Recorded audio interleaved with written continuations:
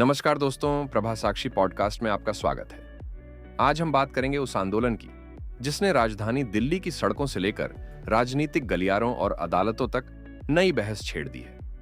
NEET paper leak को लेकर शुरू हुआ आंदोलन उस समय हिंसक मोड़ पर पहुंच गया जब कॉकरोच जनता पार्टी यानी सीजेपी के बैनर तले प्रदर्शनकारी संसद की ओर बढ़ने लगे। जंतर मंतर पर प्रदर्शन की अनुमति मिलने के बाद संसद के मानसून सत्र से ठीक पहले प्रदर्शनकारियों ने बैरिकेड पार कर संसद की ओर बढ़ने की कोशिश की। इसके बाद पुलिस और प्रदर्शनकारियों के बीच तीखी झड़प हुई। राजधानी की सड़कों पर पत्थरबाजी, धक्का मुक्की और सुरक्षाकर्मियों के साथ टकराव की तस्वीरें सामने आईं। इस पूरे घटनाक्रम ने कानून व्यवस्था और सुरक्षा व्यवस्था को लेकर कई सवाल खड़े कर दिए। आंदोलन के दौरान सीजेपी लगातार केंद्रीय शिक्षा मंत्री धर्मेंद्र प्रधान के इस्तीफे और अपनी अन्य मांगों पर अड़ी रही। बाद में केंद्र सरकार और संगठन के बीच बातचीत हुई, जिसके बाद कई मांगों पर सहमति बनने की खबरें सामने आईं। इसी बीच बिहार और असम की सरकारों ने प्रदर्शनकारियों के खिलाफ दर्ज मामलों को लेकर अहम घोषणाएं की। बिहार सरकार ने अधिसूचना जारी कर कहा कि 26 जुलाई 2026 को शाम 6 बजे से पहले आंदोलन में शामिल लोगों के खिलाफ कोई नई दंडात्मक कार्रवाई नहीं होगी। साथ ही उस अवधि तक दर्ज एफआईआर, आपराधिक शिकायतों और कारण बताओ नोटिस वापस लेने की कानूनी प्रक्रिया शुरू की जाएगी तथा गिरफ्तार या हिरासत में लिए गए लोगों को रिहा किया जाएगा। बिहार सरकार ने कहा कि यह फैसला परीक्षा व्यवस्था और उच्च शिक्षा में जवाबदेही की मांग को लेकर हुए हालिया विरोध प्रदर्शनों के संदर्भ में लिया गया है।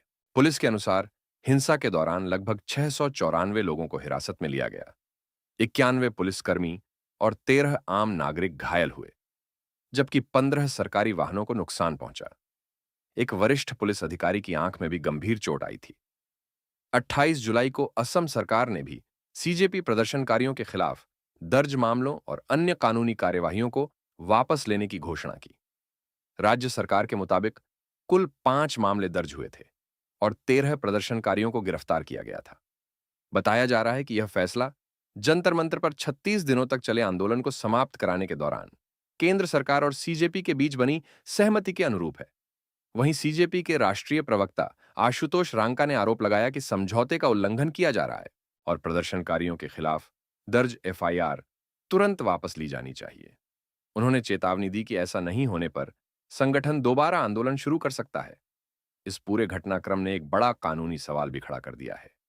क्या हिंसा, सार्वजनिक संपत्ति को नुकसान पहुंचाने और सुरक्षा कर्मियों पर हमले जैसे मामलों में दर्ज एफआईआर केवल राजनीतिक समझौते के आधार पर वापस ली जा सकती हैं?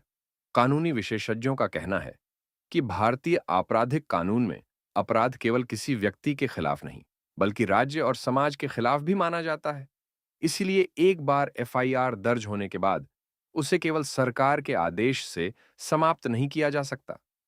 भारतीय नागरिक सुरक्षा संहिता के तहत केवल कुछ छोटे और समझौता योग्य मामलों में ही समझौते की व्यवस्था है। दंगा, गंभीर हिंसा, सार्वजनिक संपत्ति को नुकसान और सुरक्षा कर्मियों पर हमले जैसे मामलों में अंतिम फैसला अदालत के अधिकार क्षेत्र में आता है।